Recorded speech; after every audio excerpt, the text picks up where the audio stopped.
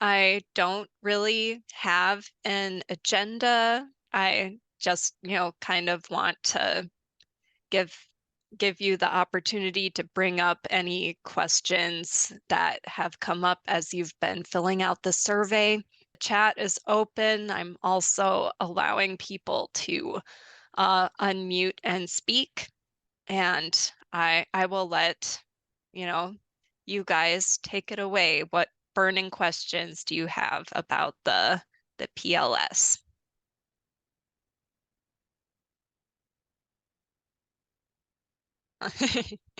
Yes, Lynn.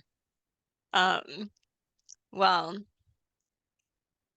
I guess I can kind of talk about, questions that I have had come in to me.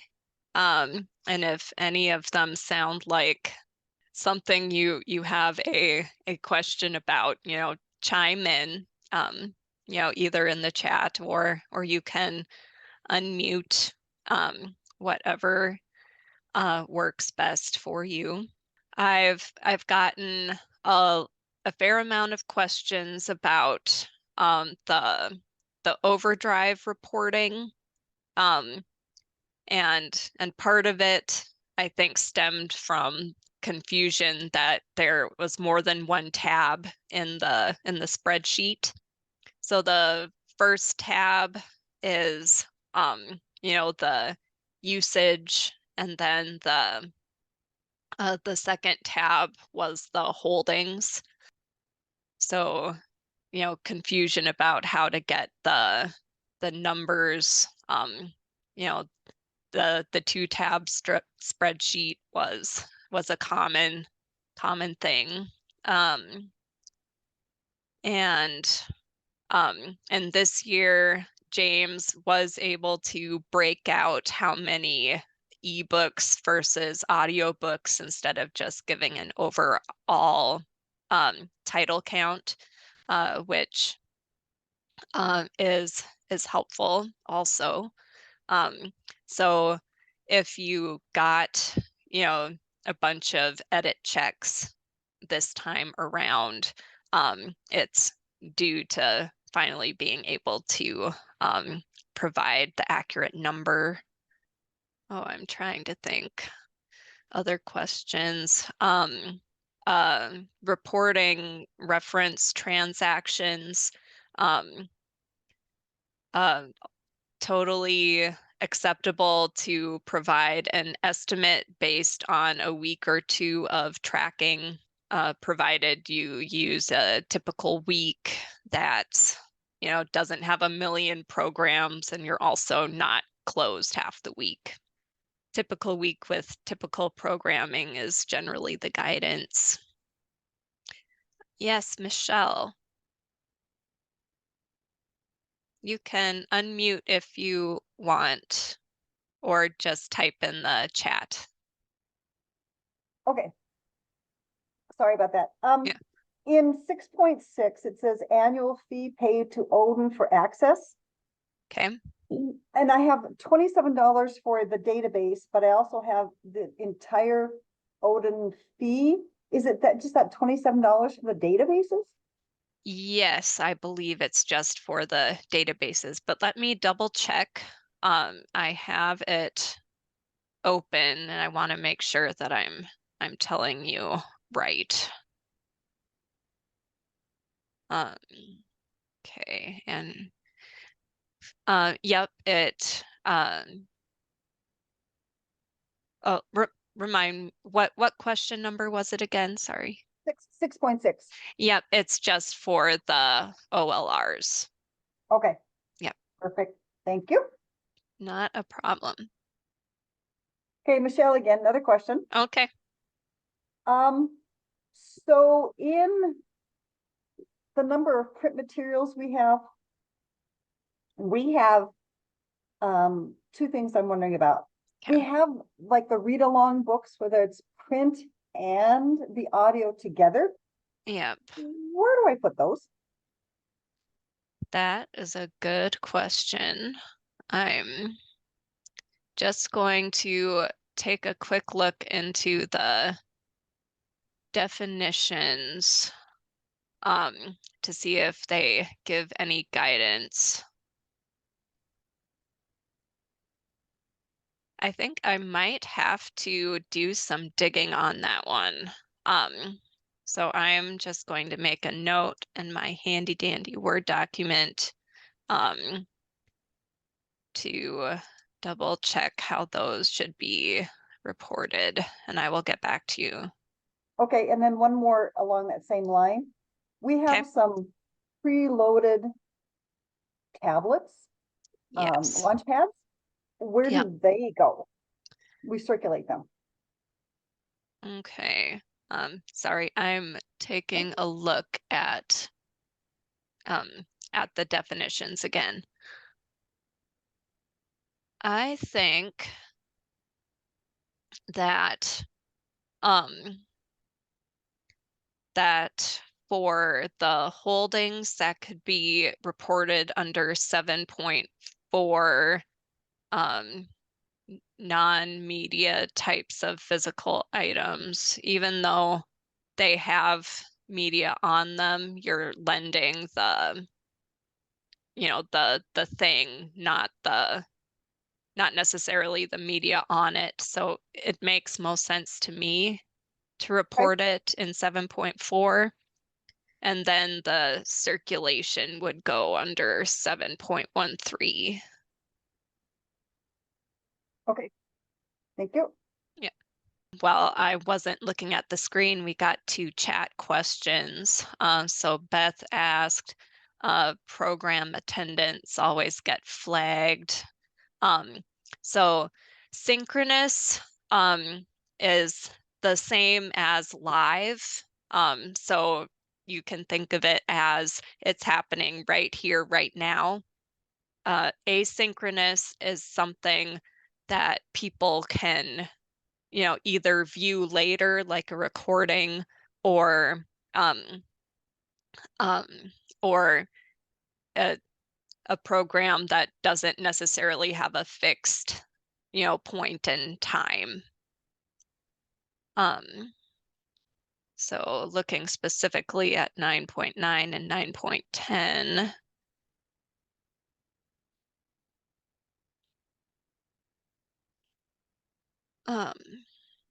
Yep. Yeah. So thinking of synchronous as live and asynchronous as, you know, something that doesn't have a particular time it's happening. Does that make sense? And then Kelly, no, I do not believe everyone's cost is the same for 6.6. If memory serves, the cost of the Minitex databases is based on patrons and maybe a few other factors, but you know, some libraries it costs more. Lynn, can you shed any light on that? Yes, I believe the cost formula can be based on FTEs. I don't get involved at all with any of the billing. So if you have specific questions, either Cheryl from the Odin staff or Jason would be the one to reach out. But no, not everybody is the same, because it wouldn't be fair to have somebody like Stanley pay the same amount as a Grand Forks Public or West Fargo Public with the number of patrons. So I think they base the cost formula on that. Thanks, Lynn. I have another question. Okay, Michelle. Sorry. You sent us, or somebody sent us a look. The OLR usage statistics. Yep. Do you know offhand what line that goes in? The OLRs, I'm just going to scroll up because I'll recognize it when I see it. They go in 8.7, total successful retrievals of electronic information. Okay, and does that combine with Overdrive as well? So the two of them are No. combined together? No? Nope. So overdrive, because those loans have a specific length, they go in 715 electronic circulation. Okay. And, okay, and so again, the OLRs go where? The OLRs go in 8.7. Okay, okay, got it, thanks. Not a problem. It's confusing to me too sometimes. Yeah, I'm looking forward to next year when they don't make us report that anymore. So Beth asked if the answers fail the edit check, does the answer still qualify? So I guess I'd like to clarify, is have you added an explanatory note already and it's still not taking, or I guess that's my big question, because lots of correct answers will prompt an edit check, but usually if you've added the note, yep, so you add an explanatory note and put that that you were without a story time leader and so the number decreased. The answer is valid, and after you've added the note, you should be able to submit without problem. Does that make sense? Yeah, awesome. Yep. Yeah, things happen that make the numbers go wonky all the time. So because we live in the real world and counting opinions live in number land. Yep. So sometimes the things they flag are just, annoying, and do I really have to explain this? And yeah, but a quick explanation and it takes the data. Another question on patron reference kind of things. Yep. When people reach out via email and ask questions, we consider that also Yep. reference, don't we? Yep. Okay. If you had to, consult something, or if you're recommending something to them, it definitely counts as a reference transaction. That's what I thought. Okay, thanks. Yep. Okay, another question from Michelle, sorry. Okay, no, fire Under away. operating revenue, Okay. we received one of those grants from Department of Public Instruction for the summer reading grants. Yep. Is that considered from a state government as well under 5.2? I believe it would, yes. Okay. Okay, 8.2a. I'm just going to remind myself about what that. Yep. So my mind is blanking. Kelly, are you part of any consortium other than Odin? Because if you aren't, or you're not in, okay, yes, then the answer is 0. Yep. Yep, 0 is the correct answer. Okay. All right, 8.4 and 8.5. So 8.5, the state library provides that number. It's the same for everybody. And 8.4 is an auto calculation of 8.1a, 8.2a, and 8.3. So 8.1A would be anything you reported as an OLR that you purchase on your own.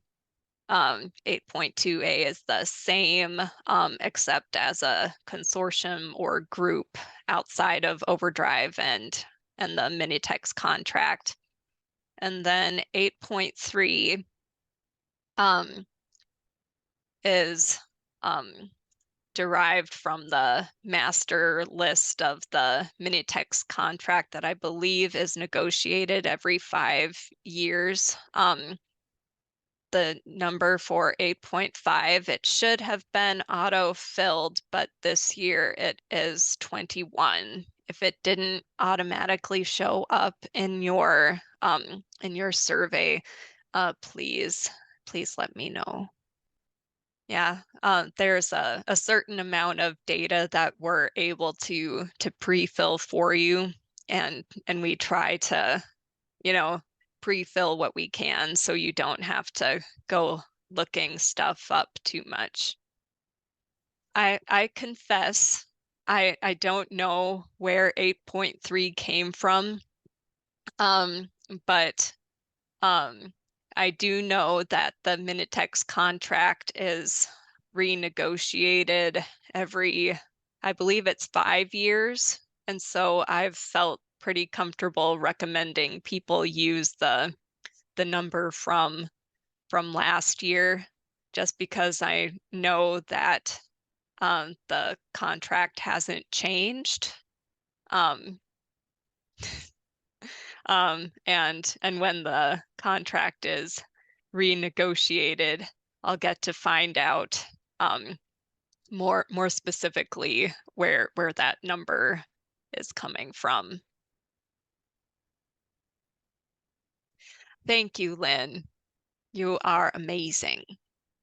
I posted it on our website because I could never find it when I wanted it. So it is, I'm sorry. So it's out there under the Polaris side of the house and in the quick links. Awesome. That definitely helps. And I'm glad to see I wasn't making it up in my head that the contract lasts 5 years. I'm glad I remembered something from DSU. Yeah, that just counting the number should give you the correct amount, or you can report the same as last year. All right, any other questions? Issues that are coming up? And we don't have to limit ourselves to the PLS either. If you have any questions at all, just you've got me here. I'm happy to answer or make a note to dig. All right. Any other burning questions, issues, fun stories? Happy to help.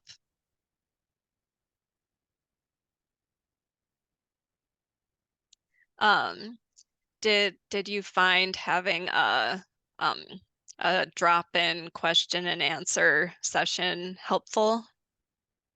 I wanted to try something different this year to,